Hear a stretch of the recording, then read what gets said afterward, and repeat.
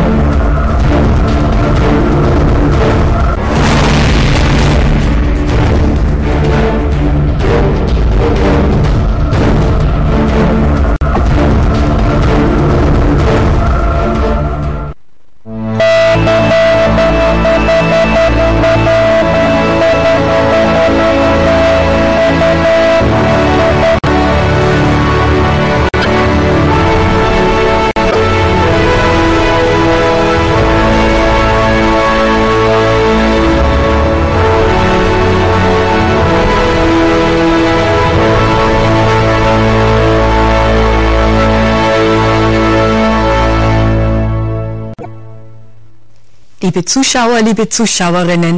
Welcome, dear viewers, dear listeners. We're happy to have you with us for the 19th program of the series, The Great Cosmic Teachings of Jesus of Nazareth to His Apostles and Disciples who could understand them. When hearing this title, each person starts thinking. Perhaps you took special notice of the words, Great Cosmic Teachings, and you ask yourself, what's that? They are schoolings that help us to look deeper and to fathom our true eternal life. During a series of teachings, Gabriele explained these teachings of the Free Spirit in detail and gave many practical exercises to go with them. So they are practical teachings that each person, no matter of what age or from which culture he comes, can try out in his daily life and can thus gain experience. Today we will continue reading from the second volume of Explanations. The All Spirit speaks in His great cosmic teachings. Your eyes are the light of the soul. You see only yourself. You hear only yourself. With your feelings, sensations, thoughts, words, and deeds, you draw the picture of your soul. The picture of your soul is your consciousness. Every state of consciousness perceives what corresponds to its state. It is what goes into it. It is what it is. It is what it radiates, and it is what it passes on at the same time. Gabriele explains about this. Your eyes are the light of the soul. Light or shadow look through us. Our soul looks through our eyes. In this way, it perceives the physical world into which it was born. Soul and person see their surroundings in accordance with light or shadow. The person reacts accordingly. We see, hear, and register what our senses signal to us. Our reactions, too, are in accordance with our perception. According to the light or shadow of our soul, we react either lawfully or unlawfully.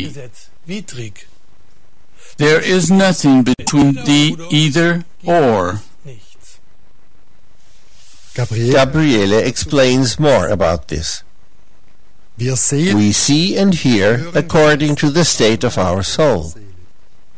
We see ourselves and hear ourselves only as long as our soul is shadowed, as long as it looks through our eyes, hears through our ears, and acts through our other senses with the limitation of our human ego. Everything is consciousness. We perceive our environment through the momentary condition of our soul, which tends either toward light or toward shadow. This is how we see our environment, and this is also how we react. We express what we see and what we hear. Is our expression reality or illusion? If the light of the soul looks to our eyes, then we speak the truth, the law. When the shadows of our soul, our correspondences, look through our eyes, then we see only what corresponds to our human ego. Beyond that, there is nothing for us. We live either in reality, the being, or in unreality, in deceptive illusion.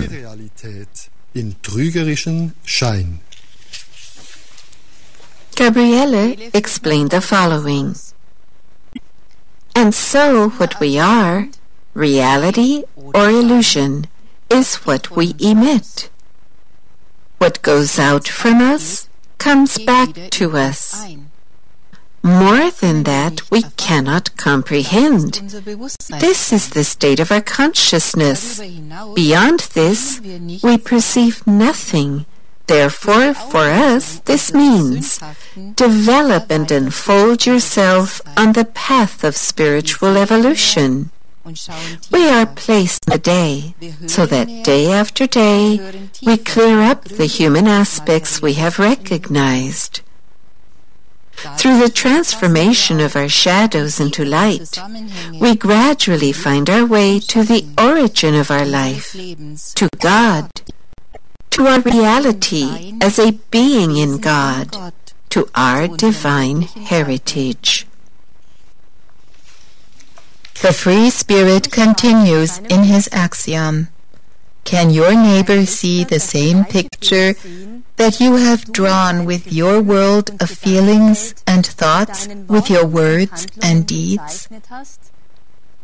Even what you describe is seen differently by each one, all according to his pictorial awareness. Every person also sees his surroundings differently, again, entirely according to the pictures of his consciousness, which he himself has predetermined.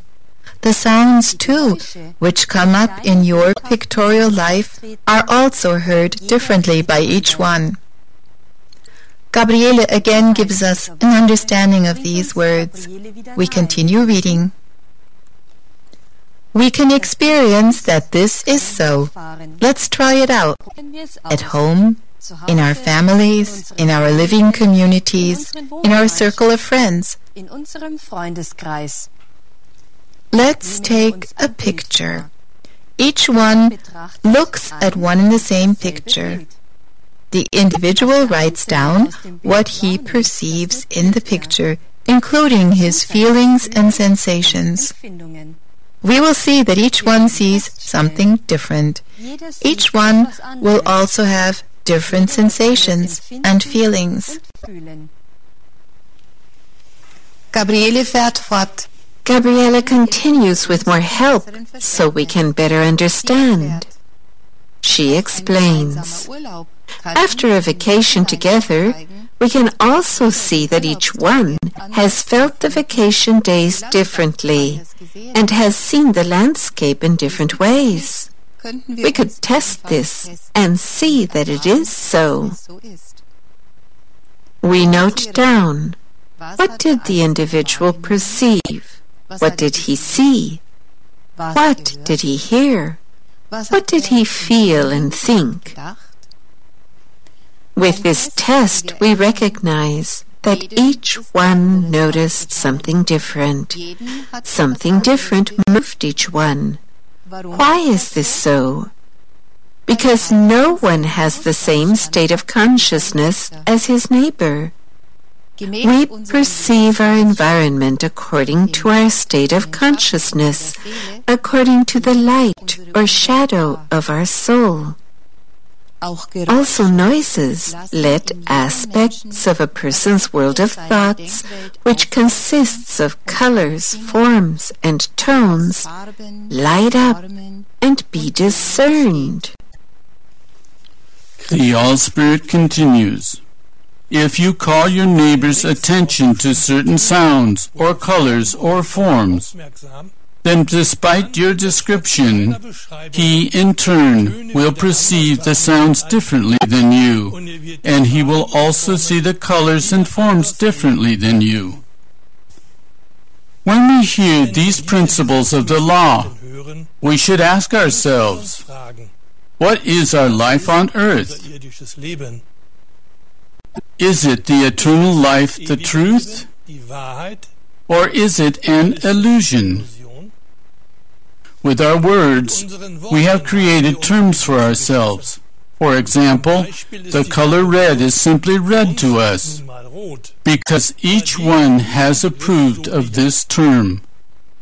Is what we call the color red the tenor of consciousness, really red, or have we merely given this color a name? Haben wir also dieser Farbe nur einen Namen gegeben? What is this color called in other cultures? When someone coins this term, then others copy it. And so, our human terms are an agreement according to appearances. One says red. Others adopt this term and think it is reality. But according to the laws of God, this doesn't have to be so. The same holds true for forms. We have our terms for this, which we approve of, and based on this approval, we think it is so. But according to the laws of God, this doesn't have to be so. Gabriele continues explaining. We coin a term for a certain tenor of awareness, because we presently understand it this way and not differently. We call it this because we see it this way, and we see it this way because we, our soul, our person, are conditioned this way. We thus realize that our world is relative and not absolute. We live in a world of terms, in a world of illusions, in the world of our programs. What we have programmed into ourselves is what we comprehend, what we understand.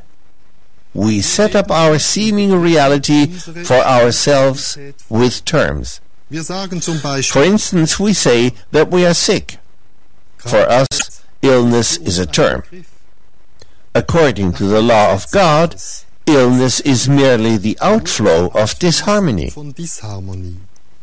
However, the term illness connects us with all other terms that were programmed into our brain in connection with the term illness. In this way, we reinforce what we call our illness. We bind ourselves to this term, to this program. In Gabriela's explanations, we learn more about these correlations. We read, and then, when the flowing out of the disharmonies takes place, we call this disharmony illness. We imprint it with the stamp illness. We affirm this imprinting, thus expanding on it and manifesting it in our body. Then we speak of our illness. unserer Krankheit. In reality, it would be a flowing out of our disharmony, a movement in which the positive power is already active in order to have a healing effect.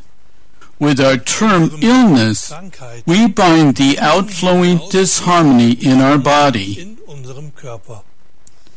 In the eternal law of God, there is no illness, because there are no terms, no illusion, but solely the truth, which is reality. The Spirit of God is truth and not illusion. Gabriele führt weiter aus. Gabriele continues. We people live our person law, what is personal to us, which for us means our character. But we have to gradually raise ourselves above our character, our personhood, above our ego law, in order to find the truth. According to human terms, we are the person, but according to the law of God, our eternal being is manifested law. As long as we live in our person law, we speak past one another. Each one may speak his mother tongue, but in reality, each one speaks his own language, because each one places into his word a completely different way of seeing things, a completely different tenor of awareness. Therefore, each one speaks his own language, despite having the same mother tongue. And so, what we place into our word corresponds to our state of consciousness. We now understand what human limitation means. It is being reduced to our human self, to our personal thinking, feeling, and wanting. As long as we relate to our patterns of thinking, that is, to our terms, to our human aspects and programs, we live in limitation, and limitation is illusion. Dear fellow people, therefore Gabriele encourages us to get out of the confines of the human ego, out of the limitation of deception and illusion. We have to look more deeply. We have to listen into the words. We have to look through the external in order to experience in its depth the eternal being, the positive, the divine. Only then will our life become interesting. Only then will we feel what limitation means and what it means to live in boundlessness. The unlimited consciousness, the divine, is in each one of us. The unlimited in us knows about all things, sees through all things, and hears what is lawful in everything. That is our life in the eternal being. Our path leads us there. Each day we have to make the decision for light or darkness. The path into the light is the path of expanding our consciousness. The All-Spirit says in his axiom, "It is possible that your neighbor even perceives more sounds than you, or sees more color nuances than you, or that the forms have another shape for him than what you see. Who can prove to whom that he hears the right sound, or sees the right color, or the right shape? No person can prove something to another, because each one sees, feels, senses, and thinks differently." Let us listen to Gabriele's explanations on this. If we believe the words of the Lord, then the question is posed to us, who is right? Many say, "I'm right." But each one sees and each one hears something different. The one perceives more sounds, the other in turn sees other colors. And so, who is right? Can we prove that we hear more sounds than our neighbor? Can we prove that the color red is really red and that the other color is yellow? Can we prove it? Can we prove it based on our terms? Because we have the term red in our awareness. Whether it really corresponds to its color vibration as it is in the eternal law is questionable. We thus recognize that all terms are relative, and the relativity of the term is never the truth. We continue reading in the axiom from the Spirit of God. The Free Spirit says, many people say, I can prove it, when a person has stolen from them. Can a person really prove that he was stolen from? Or was only that taken from him which he had stolen from his neighbor in a former existence? Both the one who was stolen from and the one who stole violated the law of God, for neither one should take something from his neighbor and call it his own. You say that you can prove that your neighbor lied. Did your neighbor really lie? Or did he only say what you move in your world of feelings and thoughts, and which, in the last analysis, you yourself are? Recognize that everything has two sides, unless you are divine. Then you are the truth, and live all consciously. Then you will also not get upset either, but will speak the truth. You will clarify everything and then leave it at that. And so, dear fellow people, we learn that many things are not as they seem to us human beings. Gabriele explains for our better understanding. We often see only the momentary situation and say, of course, I'm missing my wallet, and since my neighbor has it, this means he stole it from me. The one who knows the causal law will not be satisfied with this external point of view. When someone steals from us, then that is the harvest behind which is a seed, a cause. When we apply the spiritual law, what the person sows is what he will reap to ourselves, then when our feelings surge up, we recognize what cause may lie behind the harvest, because the surge of our emotions is brought about through feelings, sensations, and thoughts. These are aspects of a former seed. We continue reading Gabriela's explanations. Now it depends on us. Do we want to look at ourselves and repent and clear up the aspects of our seed? Or do we just disregard them? Then we continue to sow. These occurrences are small things in the law of cause and effect. Just as it functions on a small scale, so it is also on a large scale. Collective guilt is also a part of the law of cause and effect. For instance, when 1 million people are part of an event, each one has his share in this collective guilt. The one who, as a human being, ignores the impulses of grace from God, the admonishments and warnings, because he has turned completely to the world and its temptations, has to bear that part of his guilt that he may have created in a former life. Gabriele explains. These causes that were created on the earth are magnetic. They may possibly draw us again to incarnation and to that country where the causes become effective, perhaps in the chaos of war or in natural disasters and so forth.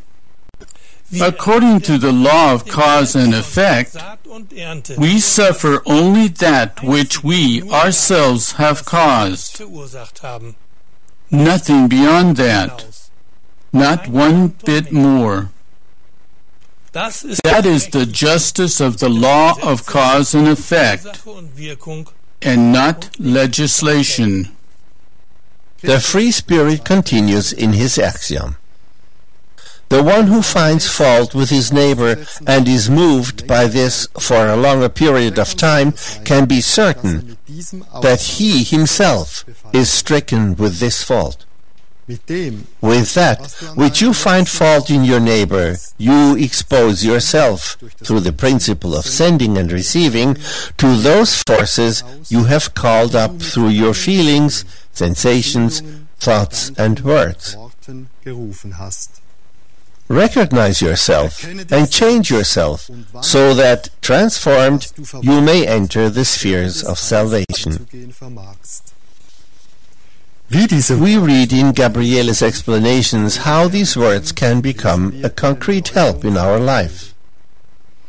These words from the All-Spirit refer to the law of correspondence, an aspect of the causal law. We recognize ourselves in our neighbor when we belittle, blame, condemn, accuse him of faults, and at the same time are annoyed with him. A person who takes such things as a reason to look for the causes in himself and to clear them up decreases his burdens. He changes and transforms himself in the light of God and becomes free. The free spirit, God, our loving Father, wants us to find ourselves, and He helps us thereby in many ways and means.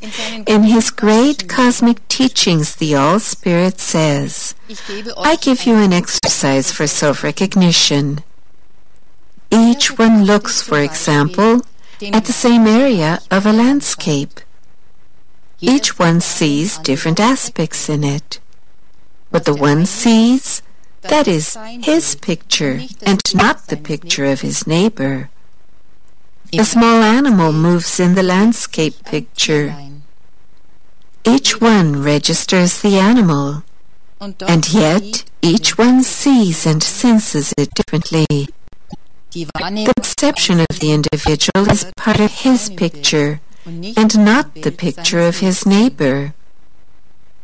The picture of each individual is the picture of his state of consciousness. Just as the individual sees and hears, feels, senses, and thinks, so is his state of consciousness, with which he registers the picture, sees the colors and forms, and hears the sounds. Who can prove that the little animal looked as he perceived it? Everything is relative, since each one sees, hears, smells, tastes, and touches out of his viewpoint, out of his present consciousness radiation. Since each person has a different state of consciousness, he perceives the reflections which he calls matter accordingly. Dear viewers, dear listeners, we can look forward to an interesting time with these exercises for self-recognition, and we'll be very glad if you tune in again for the next program. Next time, we'll receive a new and much deeper look into the golden rule for life. Do not do to another what you do not want to have done to you. For today, we wish you all the best.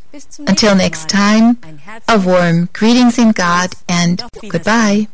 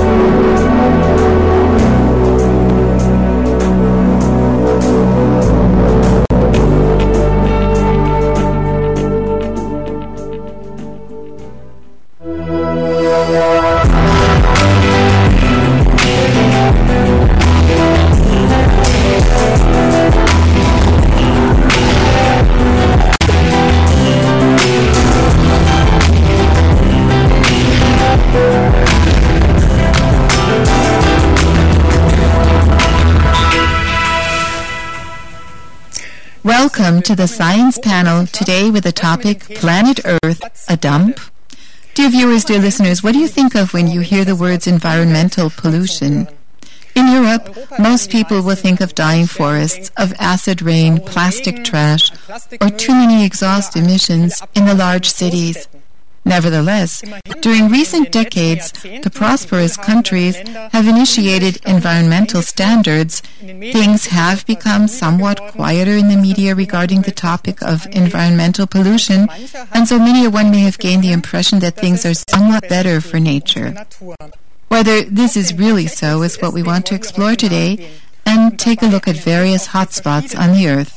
Hans Günther, you've brought together various studies, contacted institutes, and evaluated press reports. What can be said about it? What is the environmental situation worldwide? Well, in actual fact, the situation is dramatic. Here, admittedly, the rain is less acid than previously through the reduction of sulfur and dioxide emissions. Certain reductions have also been achieved for other pollutants, but the situation of the environment worldwide has, of late, gotten worse and continues to get worse. Perhaps we could hear a few examples. Where on the planet is the pollution especially great? The central stage is very definitely China. There is extreme environmental pollution in China, as in hardly any other place, and the pollutant load of the air is immense. Of the 20 cities with the greatest air pollution, 16 of them are in China alone. In February of 2014, the second highest level of smog alert was triggered for 400 million Chinese. And there are certain indexes that portray air quality, and this air quality index was over 400, which is 16 times greater than what the World Health Organization has set as the upper limit. In Beijing, there was a top reading of 577 fine particulates. The Handelsblatt, a trade journal, reported that on a normal day in the capital, that is, in Beijing, the pollution of the lungs is equivalent to smoking 21 cigarettes a day. And an analysis of the environmental standards in 74 large cities showed that only 3 cities in China are within the legal standards. Of course, that has an effect on the quality of life of the population. That is, during smog times, presumably you can't see your hand in front of your face. But how should the effects on health be evaluated?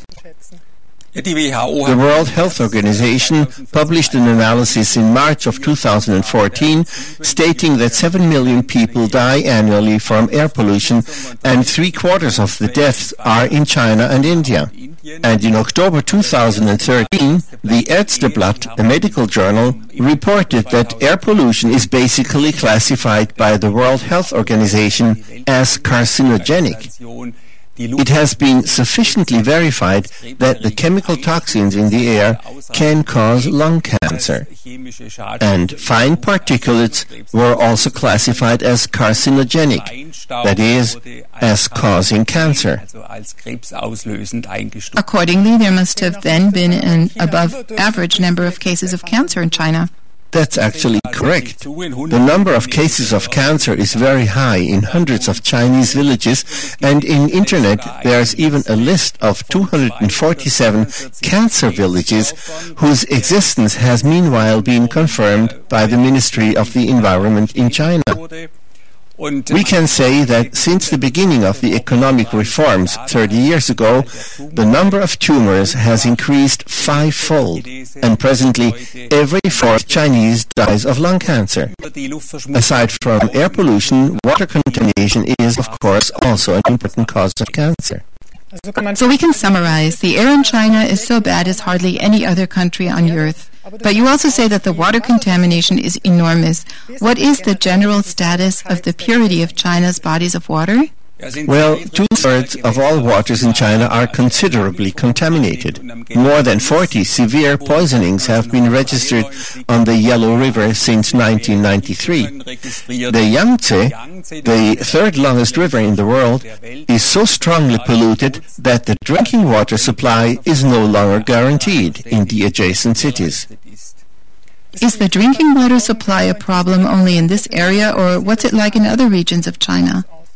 There's a report in Spiegel Online from April 2014 that states that 60% of the groundwater is unsuitable to drink, and the water quality in 203 cities is quite bad or very bad. Of course, the environmental pollution also affects food production.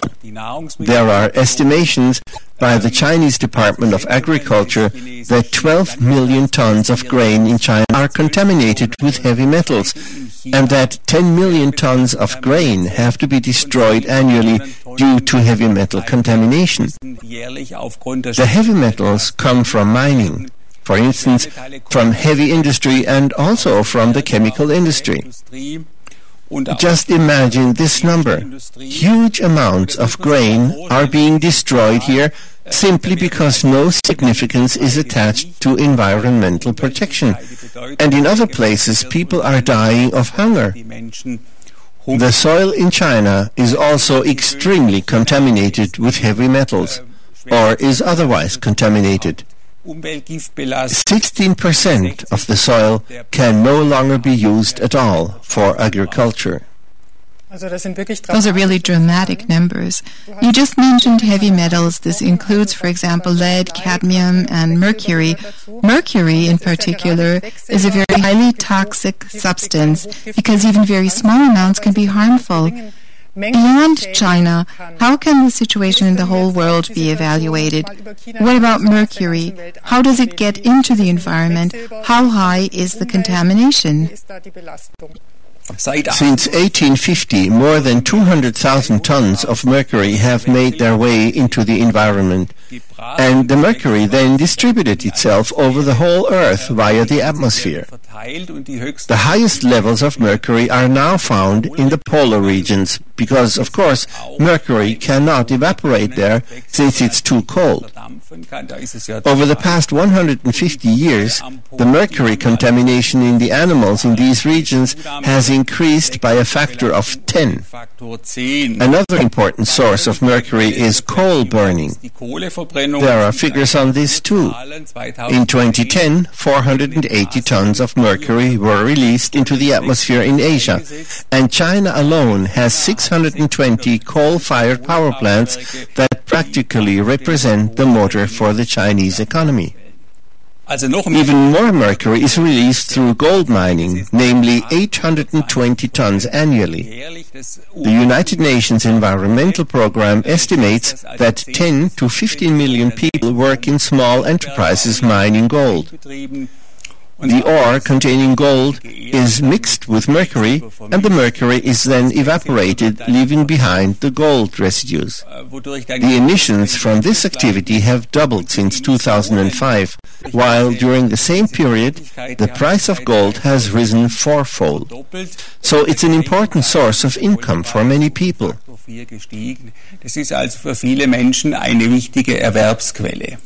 The fact is that poverty is so high in many countries that any environmental standards or other can hardly be considered. The example of gold mining in particular shows that it's often the poorest of the poor who have to work with the highly toxic substances to earn a livelihood at all. Another example of this is the consumer Africa, which is also strongly affected by poverty and by environmental pollution. Let's take a look at Accra, the capital of Ghana. Here, you don't need laboratories to determine the environmental pollution. Africa's most poisonous rubbish dump is in Ghana, in the middle of the capital city of Accra, in the suburb of Akpabloshie. There are whole mountains of electro waste from Europe. The export of technical waste is actually forbidden. Nevertheless, about 500 containers of it land in Akpabloshie each month. The graveyard for electro equipment extends over several square kilometers.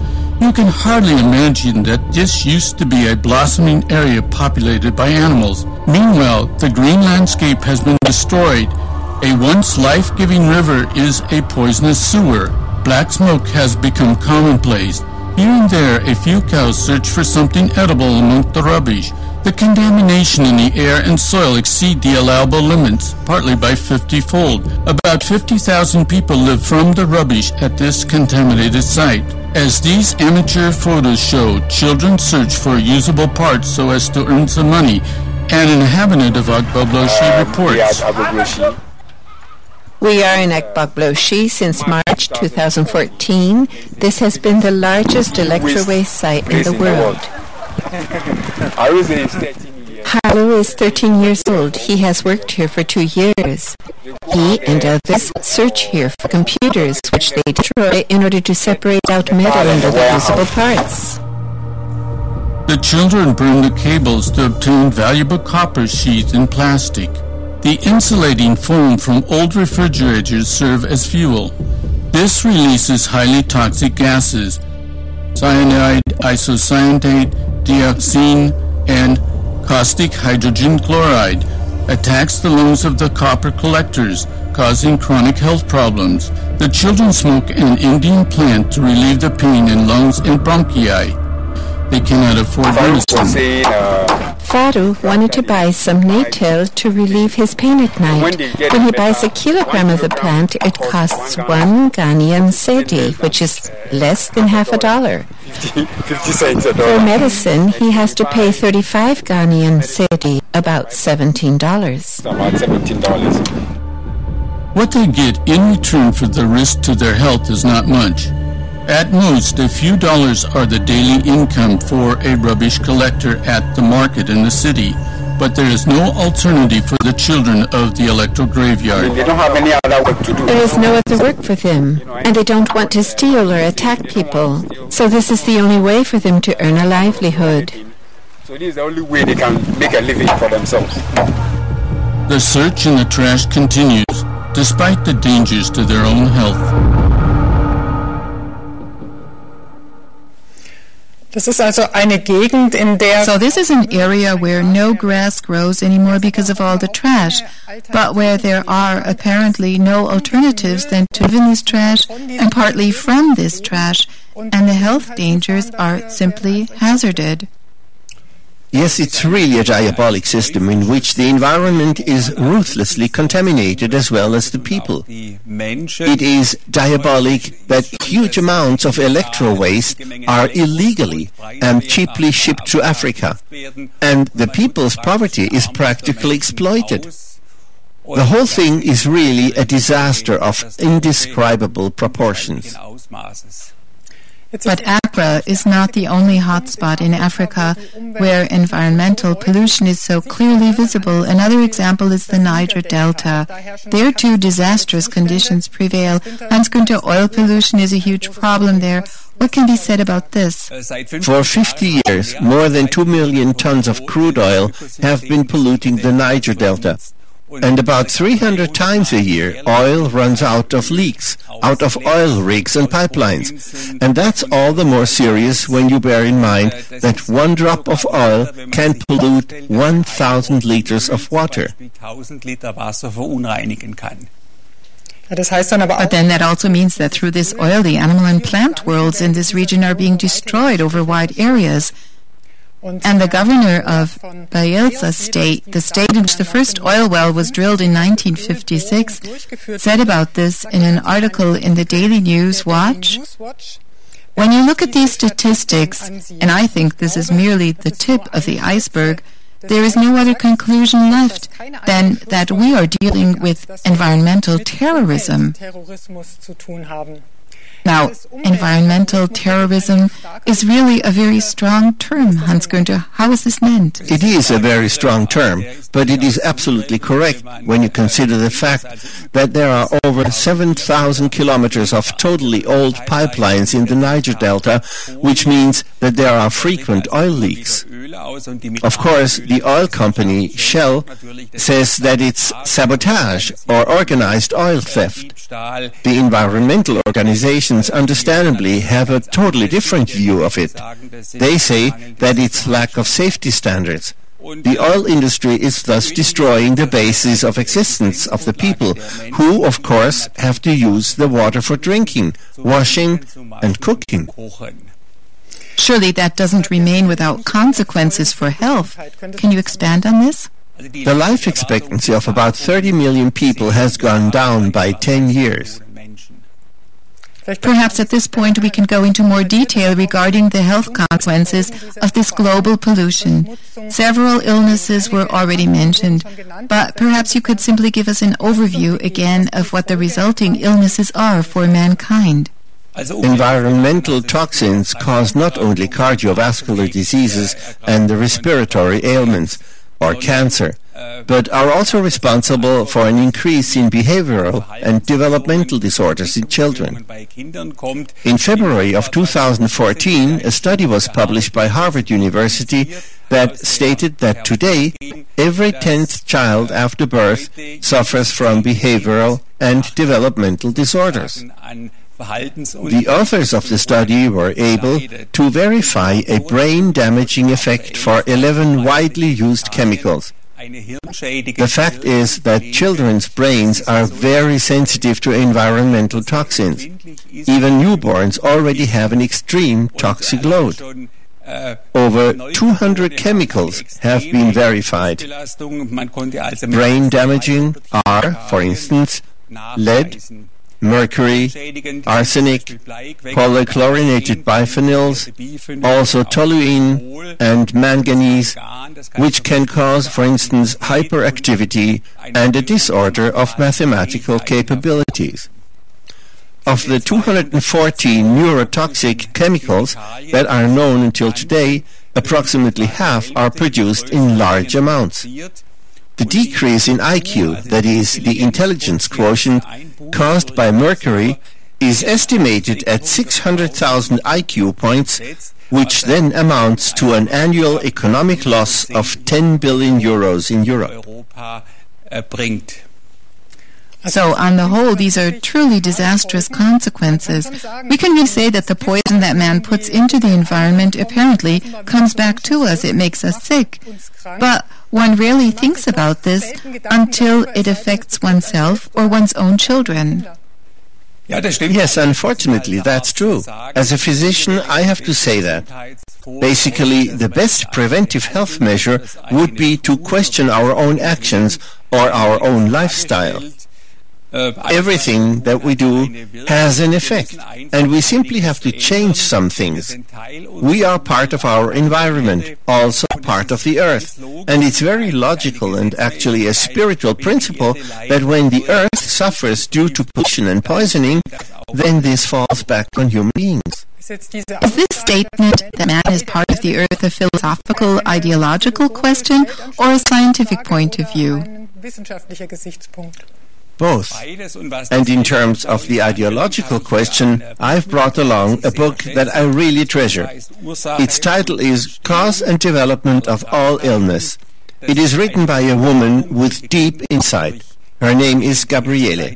This book explains very well that the earth is also an organism. I'd like to read a few sentences from it. It says here, the earth, the great earthman, is abused daily by human beings. In a figurative sense, the earth too has its organs and circulation, the oceans, lakes and rivers, the water veins, the magnetic fields, the north and south poles, the nature kingdoms and much more. Whatever is not salutary for a person is not beneficial for the earth either.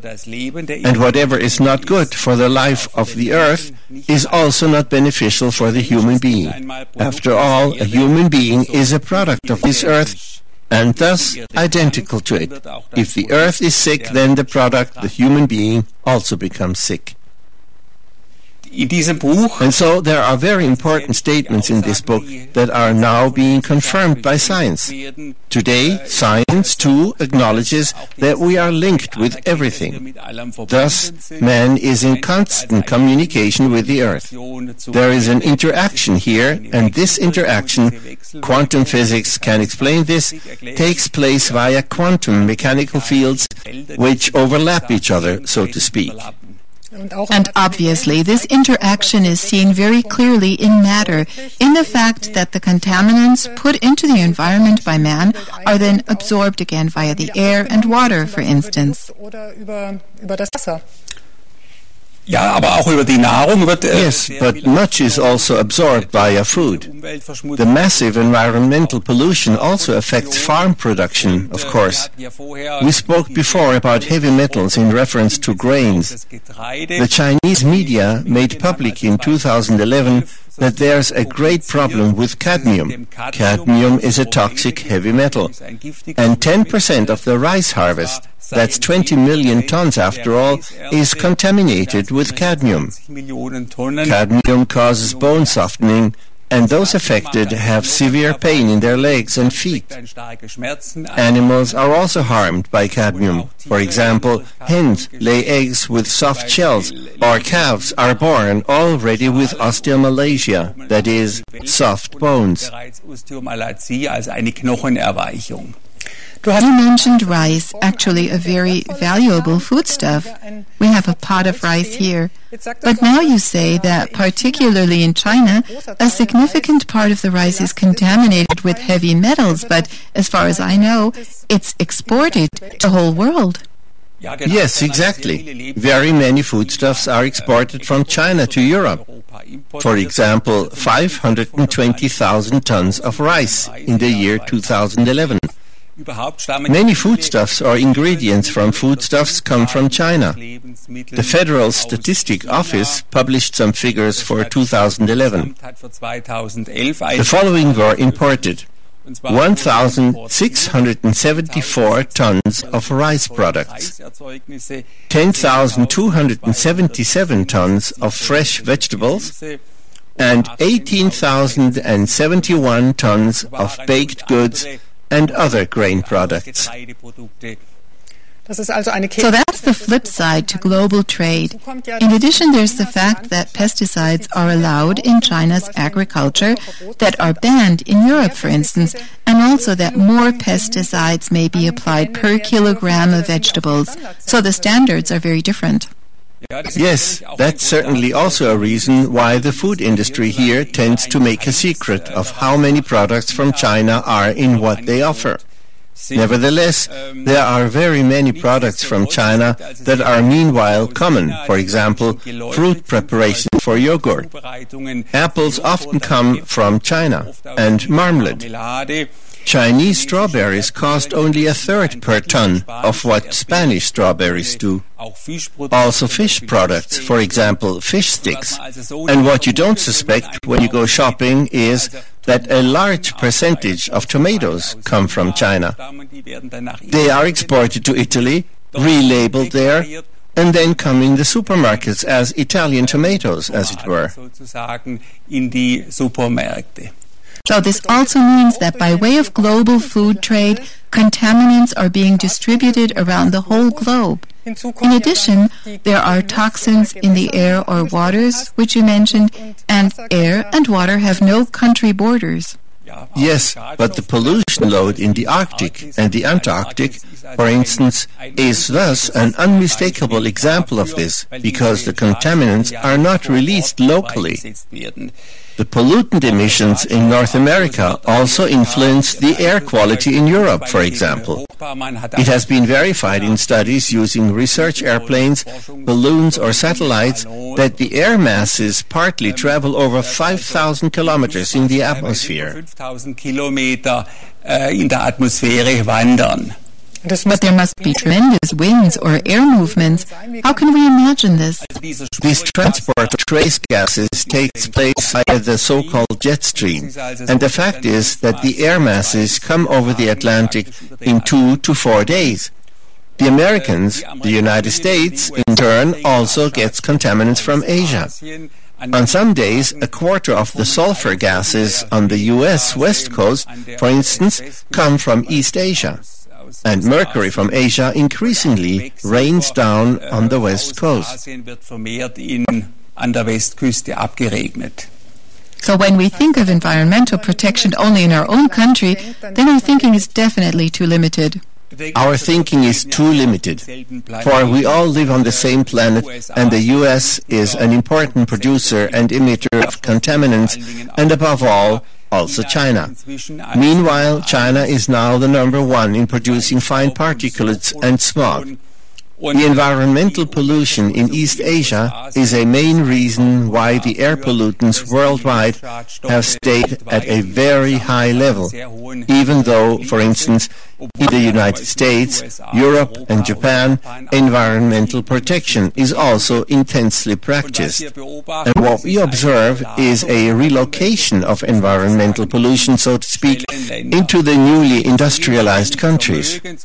And so the industries that we don't like, for example, heavy industry, the textile industry or chemicals, are practically relocated into the newly industrialized countries. In January 2014, a professional article was published in the Proceedings of the International Academy of Sciences. This article states that 36% of sulfur dioxide and 27% of nitrogen oxide in China can be allotted to the production of export goods. 17% of soot and fine particulates also go into the account of export goods. The fact is that today, all cell phones, or nearly all cell phones, televisions and clothing articles come from East Asia, and that's why we too are basically part of the environmental pollution there.